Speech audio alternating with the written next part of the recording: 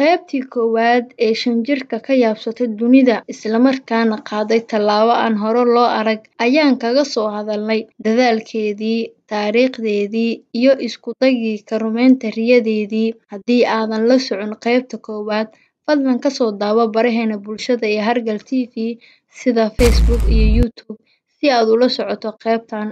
Gabadhan yar ayaa ujeedkeedu ahaa inay joojiso burburinta iyo dagaalada bareerka ah ee lagu xasuuqayo masaakiinta reer Falastiin. Rachel ayaa ahayd mid is-hor istaagta iyadoo isku dayaysa inay ka hortagto cagafka gaashaman ee Israa'iil doonaysa inay ku burburiso guryaha reer Falastiin ee u dhow Rafah, koonfurta Gaza.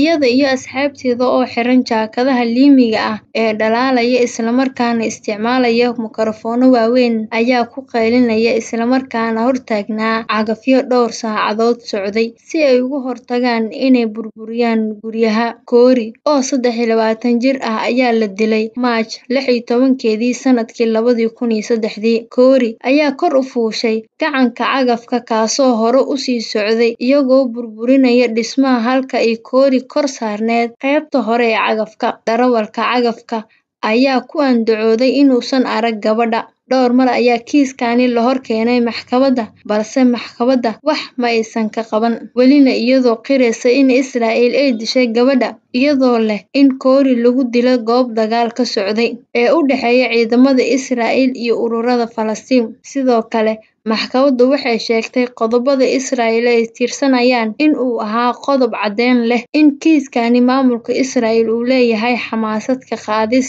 mas'uuliyadda ciqaabta. Maxkamaddu waxay xukuntay ma jirto meel looga baahan yahay maamulka Israa'iil inay ku bixiso magdhow marka loo eego sharciga caalamiga ah. Kiiskani ayaa ahaa mid aan lagu qancin oo dhowr mar racfaan loo qaatay, balse maxkamaduhu ayaa ahaa kuwo cadaalad daran oo hal dhinac la safnaa. Corey waxay ahayd mid ku dhex nool quluubta dadweynaha dunida oo aan marna ka suuleynin kadib markii dadkeedii ay maqleen in gabadhoodii cagaf la marsiiyay iyadoo arrin wanaagsan gacanta kula jirta iyo maslaxaynta labada dhinac.